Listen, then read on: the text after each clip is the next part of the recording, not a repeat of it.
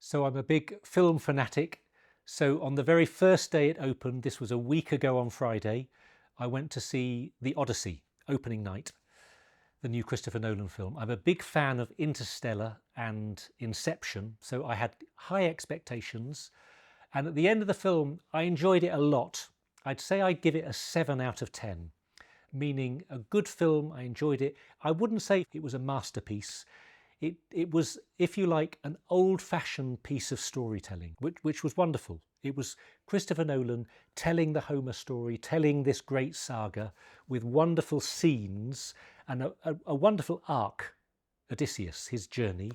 But to be honest, it didn't have that sort of magic or wow moment. It had some wow scenes and some wow effects, but it didn't move me quite so much as some of the Christopher Nolan sci-fi. But maybe that's not a criticism, it's just it was a different film. And look, I'm ashamed to say I didn't know all of the basic story of Odysseus and Homer and all the different events that happened. So it was wonderful to discover in this clever way that Nolan did with his screenplay of starting in, as it were, the present, but looking back, so that the scene in Troy with the wooden horse, the men hidden in the horse, smuggled into the city, escaping out of the belly of the horse, opening the gates of the city and letting in the Greek army, and then sacking Troy and all the madness and the violence and the victory. This great scene, this climax, it came in the middle of the film, which is unusual. Because normally in a film you've got the hero with this great quest, this goal, and the loud crashing music finishes at the end of the film with everyone weeping, with the hero discovering his quest, achieving his goal. But here is Odysseus becoming the great warrior hero, famed throughout the world, defeating the Trojans. There he is, achieving greatness and glory. But what's so interesting about the film, the book, it's not just Christopher Nolan, is at that very moment Odysseus realizes that this is not enough. That this is not enough. The greatness and the glory that he has sought for all his life as a warrior and a leader and a faithful servant is not enough to fulfill him. And it's almost as if as soon as he's gained it, he realizes I was going to say the shallowness, the insufficiency, what's lacking. And he's stood there with Troy burning around him thinking, well, what is my life for? And the answer that Nolan gives him in the film, and I trust it's the basic theme of the book, although I haven't read Homer, is that Odysseus realizes he's looking for home and family. That's the quest now. It was a 10-year quest to defeat Troy, and now the quest is simply to get home and to find his family and reconnect with him. And it's a beautiful theme, isn't it? What is it that is most important to us? Well, I'm not going to tell you what your dreams are, only you know them, but just what is it to follow our dreams, and what do our dreams reveal about what's deepest in our hearts, and when we achieve them, is there anything left?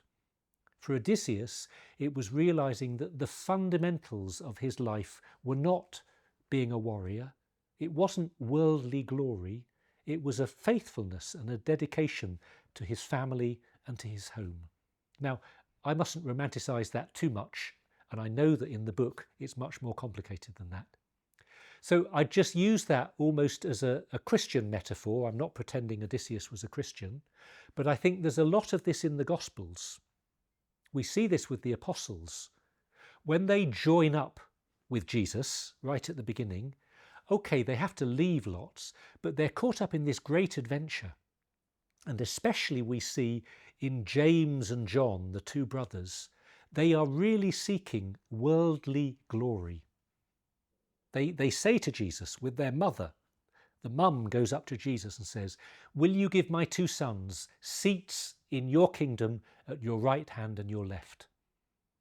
So however much they've been following Jesus, really they've been seeking their own glory. It's natural, yet we all do this. But it's at this moment that Jesus sits them down and says, brothers, you know there's more to this than you can realise. You know that to follow me is not just to enter into a kingdom of glory and power and greatness.